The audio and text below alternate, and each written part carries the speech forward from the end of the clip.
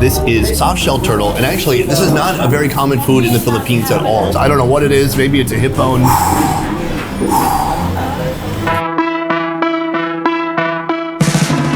Good morning and welcome to the second channel. Twice the fun, half the effort. Today we are in the Philippines, in the city of Manila, but more important than that, we are in Chinatown. It's called Binondo. This is the world's oldest Chinatown. What I love about Chinese folks is almost anywhere you go around the world, you can find a Chinatown, which is great if you're Chinese, but honestly, it's great even if you're not Chinese, because Chinese food is awesome. It's gonna be a fun day full of interesting foods. I'm not sure what there is in store. I wanna bring you with me. Let's go, let's do it. Right now we're just walking around getting the lay of the land. There's Chinese restaurants everywhere, there's street food, and then I saw this. This is the mecca of awful wiring. Looking at that gives me anxiety. I fear that that is what my neurons in my brain look like. You have to wonder how many of those are actually active. 5%?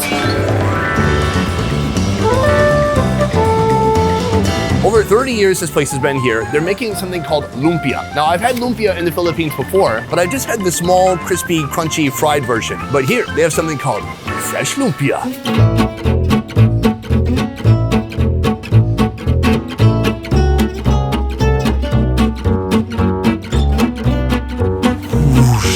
So look at that, it's just like a giant roll. This is an egg and flour wrapper that's on here. Let's try it out and see what's inside. That is the most interesting, unique combination of flavors. Right away, you taste the cabbage, you taste the carrots, and then you're like, is that sugar and peanuts together? The sugar is really throwing me off. I can feel the grains as I'm chewing through them. So this is like a lumpia sweet sauce. I know folks in the Philippines love their thick sauces. I mean, look at that. It's like a 4-year-old just sneezed. It's like my lumpia has COVID. Sweet, syrupy, and super thick. It certainly has Chinese roots. And then I believe the recipe is probably altered to suit the palate here in the Philippines. 95 pesos. That's roughly $2 for a big, long breakfast. One of my favorite parts about going to any Chinatown or even the real China itself is when you go to the markets, you always find something unexpected, something a little unusual. There's some tofu. I think this is another variation of tofu. And then you have this. This is a sea cucumber, the only type of cucumber I'm okay with eating. It is very jiggly. But then here, I was trying to figure out what is this? Is it shark fin? Is it jellyfish? Also, it's not that. It is, I'm told, pork nerves. Do they have just big chunks of nerves?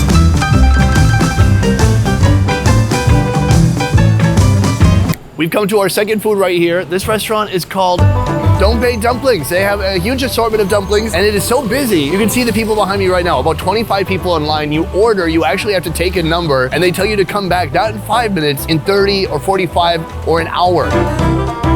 These are guzhai dumplings. This is a type of Chinese chive. There's also pork inside. Oh, this must have been hanging around a little too long. We didn't time it right coming back because they're all sticking together now. They've kind of steamed together to form one giant masterful dumpling.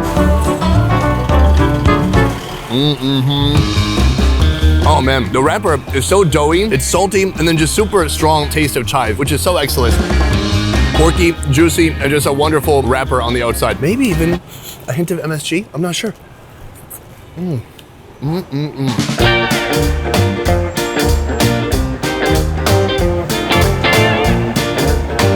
Right now we're in the restaurant known as Ki. Now, I was here about 6-7 years ago. My first trip that I did for the main channel, I went to the Philippines in search of soup number 5. This is the famed beef penis soup. Okay, let's do this.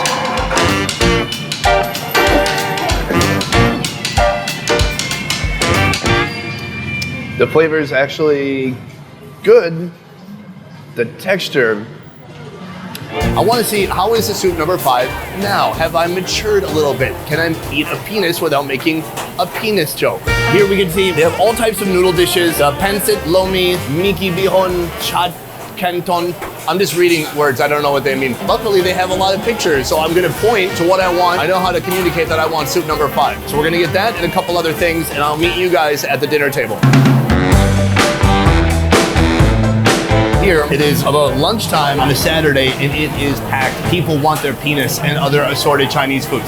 In the middle, we have shumai. That is one of the more sad shumais I've ever seen. The shumai is not on its A game today. It looks like me, a little bit hungover, but it's doing its best, and so am I. My favorite part here is the chili oil. It ravages my intestinal tract, but I love it anyway. Fairly meaty, little shrimpy flavor. Chili oil is yummy. It's tickling the back of my throat. It looks like a wreck, but inside it's a very nice person. You don't want to judge this shumai by its cover. Here we have the black chicken in a dark, sultry broth. Even the meat inside, the skin, everything is super dark. I've eaten black chicken a few different times. Usually, they don't put any flavor to it, but I suspect since we're in the Philippines, people like salt, they like flavor. This is gonna have a lot of punch to it. Let's see. I knew it. It's very savory, very delicious. Let's try the meat. Interesting. Boiling it kind of releases all the fats and dries it out just a little bit. And so it's soft and tender, but certainly not juicy, but the broth is juicy. This one is just a treasure trove. Look how big that piece is. They're not going subtle or small with anything in here. Look at how gelatinous and jiggly it is. I'm gonna build up to that piece. In the meantime, testicle. When I ate this last time in the Philippines, it was probably my first time wrapping my mouth around any type of testicle. It'll take some getting used to. I didn't know how to take it, but now I've had an uncountable amount of balls in my mouth. Of every animal, of every species. There's a genuine culinary merit here. So I think this should be no big deal for me now. Kind of a yolky consistency, like when you have a hard-boiled egg. It actually even tastes a little bit eggy itself. Actually, in the Philippines, they'll even call it eggs. Like, bro, you don't have the eggs to mess with me. I like it. Oh, here's a piece of beef. Braised for days, soft and tender. It is time for this right here. The unexciting thing to do would be to take a small bite of this. I think I just have to take the whole thing down like a real man and enjoy it. I've grown and matured a lot over these last 6-7 years. It's time to show it on camera.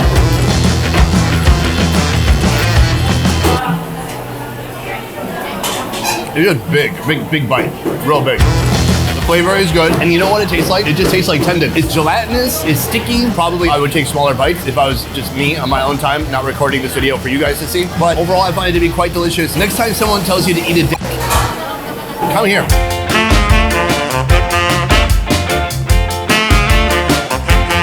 We've just stumbled into a meat shop. Here they're making an interesting combination that I haven't seen anywhere in China, in the Philippines, anywhere until right now. They've actually taken the foot. They've taken all the bones out of it. They've processed some meat, put the meat inside. They sewn it shut, and they call it pata ham.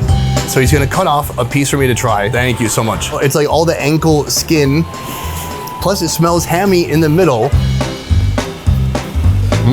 It's a bit sweet, a cross between ham and a sweet Chinese sausage. Oh, it's really good. A thick skin on the outside, really chewy skin. This is like a scientific breakthrough in ham technology. He says the recipe comes from Taiwan originally. Very cool to see here in Chinatown, even though Taiwan's a sovereign nation. Fantastic. This is a street side place where you can pick up food for takeout. They've got some nice fried breads and just a ton of different snack options, including the steamed buns behind me. And this over here, which is what I'm mainly interested in, if you take a look at this, this is a lotus leaf wrapped around some rice, and then there's different options of meat that could be inside. I'm gonna open it up and see what's inside. It's like Christmas Eve morning. Christmas Eve, you get to open one gift in my household. Today I'm going with this. Some have a red string, some have a green string, and that indicates what is inside. This one is packed with the most stuff, that's why I got it. Red string means there's chicken, pork, and there's mushrooms too. Oh, it is looking messy on the inside. Wow, so the rice is brown. I thought it might be white, and it is sticky. This looks wild. I mean, would you take a look at that? This is a huge energy-packed meal. You got in a fight with your wife and she didn't pack you lunch last night? No worries, just pick this up on the way to work for a little bit over $2. Oh, it even has bones inside. Who would make such a creation with bones? Oh, the flavor is so good. A little bit of mushroom and then a big glob of that rice. The rice has been soaked in some kind of a soy sauce base, so every bite has a ton of flavor. Let's try out this mushroom. Super salty, sticky, and satisfying. I like that. You kind of have to feel around, figure out what it is. This is, I think, some pork. Oh, that's good. I like that a lot. The flavors are good, plus some little surprises mixed in. You don't know if you're gonna get chicken, or pork, or mushroom, or a collectible Beanie Baby. Anything. Anything could be inside. We've come down the sidewalk. I noticed this restaurant right here. You know a place is good if you see a lot of people eating there. I've heard there's turtle, I heard there's a sea cucumber, and a few other surprises. We're gonna go inside right now and check it out. Here we have the Chinese turo, which means point, point. You can point and then kind of just choose what you want on the spot. They have a lot of unique menu items here. They have some pork tongue here. It is an orangey liquid. Can I have the tongue? One. Nice. And can I have the turtle? Yes. Wow, I just get the whole plate. Look at all this stuff. And then one more thing, sir. Could I have some sea cucumber, please? These are some unique dishes I did not expect to see here today. Let's just go from this side to this side, because I think it just keeps getting more interesting as we go along this way, ending with the turtle.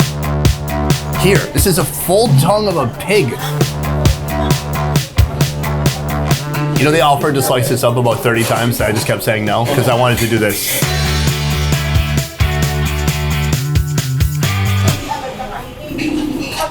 I was just thinking about what it would be like if a pig was alive and I put its tongue in my mouth. But it's not alive, it can't hurt me, it's not here. If you don't have a warped and twisted mind like me, the tongue is actually very enjoyable. It is super salty, savory, soft. It is like a completely different texture than any other part of meat. That's why I would even have a pork tongue over a pork chop, to be honest. But you do have to control your thoughts while you eat it. Next, we are moving on to the sea cucumber. Now, I feel like it was destiny. Earlier, in one of the alleyways, we saw a big tub of sea cucumbers, and then here they have the cooked version. She was telling me about the process of making these. It is so intense. It is about boiling and boiling and soaking. When I had it in Korea, it is so hard to chew through. It is like cartilage. It's like impossible to chew through. Oh, I did it. Not a ton of flavor, it's just briny, like the ocean. I'm gonna see if this is different. Let's try it out.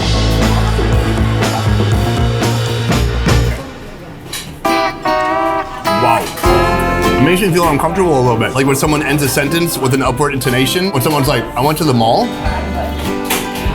and you're like, and then they never finish? You can't chew through it. It doesn't chew apart, it just splits apart. It reminds me of eating jellyfish. Is that a helpful example? Is that relatable? No, see, like there's nothing to compare it to. The sauce on there is delicious, just like a savory gravy. The more I eat it, the more I like it. This is probably my favorite version of sea cucumber ever, and I think it's because of all the time and care that they put into it. Right here, our third and final food. This is soft shell turtle, and actually, this is not a very common food in the Philippines at all. What makes it kind of special or unique is that it's cooked adobo style with the addition of some Chinese spices. So that is a really famous Filipino way of cooking where you're braising meat in vinegar and soy sauce for a long time until it kind of falls apart and becomes soft and tender. Oh, it's an edge piece of shell. The edges where it's soft becomes like a skin, and then this is still like a bone. Otherwise, these big pieces, it could be joints, shoulders, elbows, knees, toes. Turtle adobo. Let's go for it. Very jelly-like, fatty, gelatinous. Spices are interesting. It tastes like adobo, but with a Chinese 5-spice. It's very aromatic. All right, let's try this. I don't know what it is. Maybe it's a hip bone. Really soft. Wow, incredibly tender. I'm conflicted, I'm distraught, I'm very clamped. Does that mean something? I didn't graduate college. Any of the 3 times I tried. That is so soft and tender. It's been braised so much that the meat is falling apart. It's savory, and you just taste the cinnamon and the star anise and the different Chinese spices that they put inside to mask any of the turtley gaminess. It's pretty dang good. That's what I'm trying to tell you. It kind of is blowing my mind. I can't believe it. I'm not a huge fan of turtle overall, but if I had to root for one turtle, it would be the one on this plate. Way to go, buddy. Boom, that is the end of the video. I hope that you enjoyed a little flavor of Chinatown here in Manila. It is a completely different place from any other Chinatown I've been to, especially I love the fact that there's a fusion between Chinese roots and Filipino ingredients and methods of cooking. We just showed you just a tiny fraction of what is available, but we did try to find some of the most unique dishes, and I believe today we have succeeded in doing that. Guys, that is it for this video. Thank you so much for watching. I will see you next time. Peace. All right, is there a Filipino town? I'm gonna look for Filipino town. Welcome to the Best Ever merch store, where you can check out our brand new designs. Best Ever bandanas in black, white, and red. The Please Send Nudes hoodie, pillow soft fabric with a quality custom graphic inlay. And our street food around the world graphic tee. We're now shipping everywhere around the world. Just visit shopbesteverfood.com or click the link in the description below to get your new merch today. A peace.